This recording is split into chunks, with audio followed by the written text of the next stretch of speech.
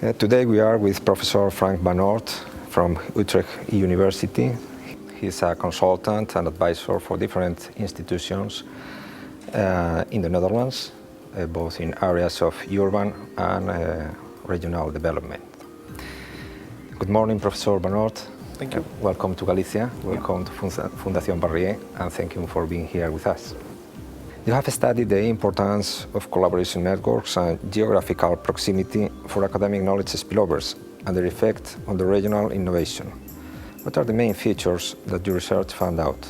I researched whether innovation, which is fueled by research and development and networks of people working together, if that is suited if you do it in one region or if it's diffusing over different regions. Because the European Union thinks that it can stimulate economic development in regions by stimulating research and development or cooperation between firms and universities. And I researched whether this is really the case. And it turns out that only a few regions are very good in it. Namely, I call them excellent regions because they have a good university, they have large firms, and they have those two working together. And if you do not have those preconditions of firms and universities working together, it's very hard to get economic growth in the long term. So these excellent regions actually are very useful for economic growth. But then there's the question about distribution of growth. The European Union wants both these excellent regions to grow, but it also wants non-excellent regions to catch up. And that's a bit impossible. My talk today was about this catching up process is being very difficult. So regions in Eastern Europe or Southern Italy, they are not involved in the research network yet. And I don't think they can involve in the future if you do not have specific measures for that. Because what are the main mechanisms of knowledge spillover and how is the influence of proximity on them? Okay, well the mechanisms are cooperations. If I work with you, I can learn from you, you can learn from me, so that there's a spillover. It can be spin-offs. If you work in a firm or university and you think I can do this better myself, or there's a market niche I can work in, and you can be an independent entrepreneur, so then you become a spin-off from university or your original firm. But you take with you all the experience which you build up in the past. So that's a knowledge transfer. Another one is, I now work at Utrecht University. Suppose I come working in La Coruña. It would mean I would take my network and my experience with me. So labor mobility is another form of knowledge transfer. And the last one is being on conferences and having informal contacts with a lot of people in which you exchange ideas. And the one I researched was scientists working together with people from firms in making new products. So I especially looked at science-based industries, which is biotechnology, semiconductors, that kind of industries, in which way they exchange ideas. And the collaboration is formalized in publications and in patents. So if you have a patent with someone else, you work together on it.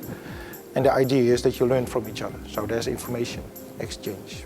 So can we say that proximity is a necessary condition, but not a sufficient condition to encourage innovation processes? That's a good formulation. If a firm and a university work together, they have different goals.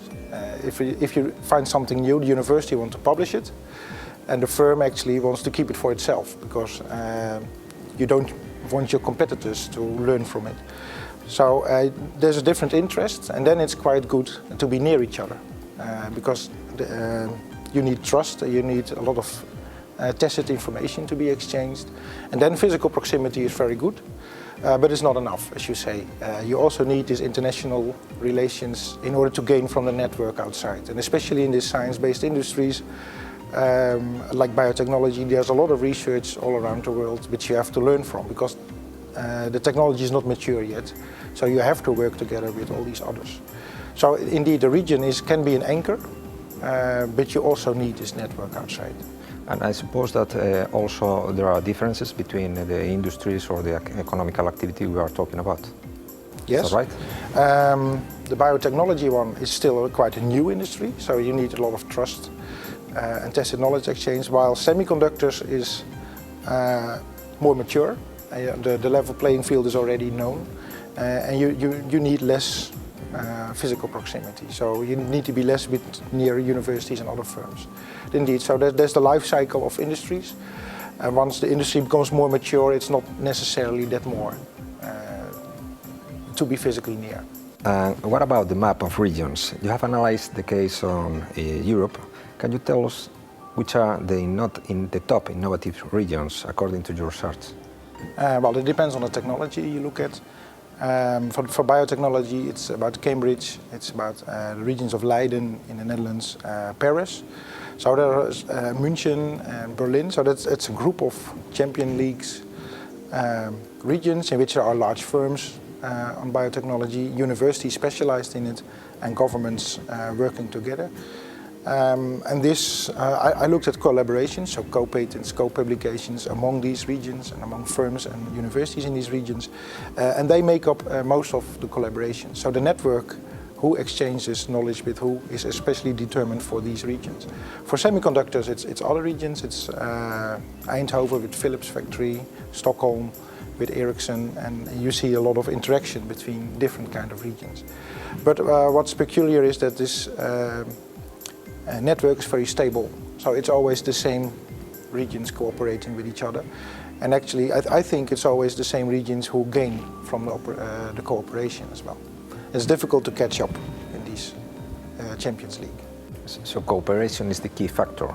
It's one of the key factors, because if you want to exchange knowledge, well, there are different mechanisms we talked about, but this is one of the most important, at least for these industries, because biotechnology is such a new technology, you have to learn from others if you want to have progress in it. Okay, let's talk about the consequences of this insight on the policymakers' level. What should do regional governments to stimulate innovative process at a regional scale? Yeah, depends a bit on the region you're in. The European Union wants every region to be part of this process. So suppose you're an excellent region, you don't have to do much because it's already functioning quite well. But if you're not, you try to catch up. So then you should try to develop an innovation system yourself, but then you need a critical mass, and sometimes you succeed in creating that, and if you can't, you have to work together with others. So if you can beat them, join them. So if you're not large enough and not excellent enough, you should try to work together with regions or institutions in regions which are. But then you have to be quite honest as a policymaker on yourself, where you are good in. You're probably not good in everything, and most politicians like to give a picture that they are good in everything.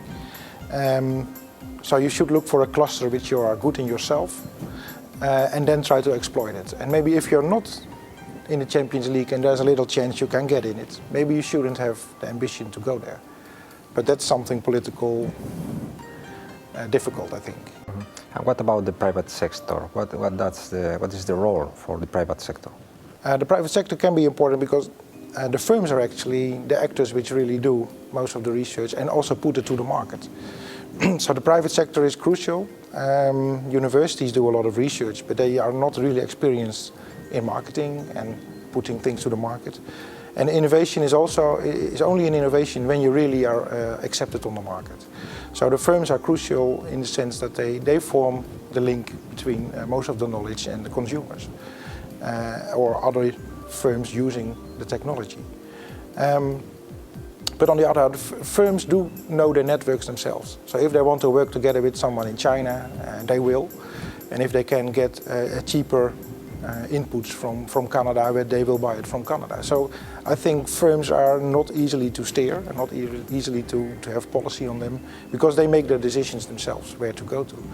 And then they confirm this excellent structure actually, because they work together, firms in München work together with firms in London, and it's their own choice, so it's difficult to force them to do something else. So firms are crucial, but hard to influence, I think. Okay, and talking about the difference between regions or countries, is there any difference between the culture in this subject from USA in relation with Europe, for example? Yeah, for instance, if you look at entrepreneurship, so if you try to start your own business, in Europe, at least in the countries I know, if you fail, then you are a real failure, so you do not get any credit from banks. But in the United States, it's much more liberal. So if you start your business but you fail, then you can start another one. So the cultural thing is How easy can you get venture capital? And that's quite difficult in Europe and much more easier in the United States. And those are really cultural differences. And I think that's something very important to look at. You have talked about the Lisbonne Agenda, and well, it's clear that they don't achieve the aims No, they have. not yet. What failed? Well, the Lisbon Agenda said we should be the most competitive, innovative region in the world. Now, at least that was what we said in 2000. Now, and it should be achieved in 2010. It is now, but we are not. So we do not put new products to the market or new processes that much as the United States or Japan. Maybe for the last 2 years it's because of the crisis, and that's of course one of the reasons. But the main reason is that we probably do not invest enough in knowledge, in research and development, or these networks which I talked about.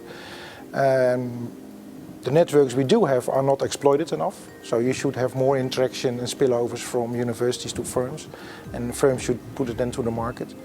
And maybe we don't have enough of these networks, and so there are different reasons why we are not catching up with the other countries. And the other countries are also developing themselves, so they invent new things ever again. So there are a few reasons why we are not the most competitive region in the world yet. And I think if we really want that, we should have serious thoughts about where to invest in and how to create these knowledge workers, free movement, how to create knowledge networks, and how to put knowledge into new products.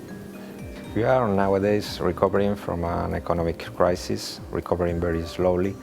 And can you think that innovation can provide a solution to encourage this process? Well, innovation can lead to growth on the long run, because innovations take quite a long time to get mature. So you have ideas, and ideas have to be turned into new products, and new products have to be marketed. Usually there are years in development in it. So for the long run, innovation is very good, and actually you should have some process in which you continually innovate. But for the short run, yeah, then you should have started quite a while ago already with introducing new processes and new ideas. So if you now start with stimulating a lot of innovation, I think if you harvest it in a few years' time, and not in this year. So it will take a longer time, but it is quite necessary to have it, I think. Well, thank you, Professor Van Oort. Thank you for being here with us and sharing your knowledge and your opinions. Thank you.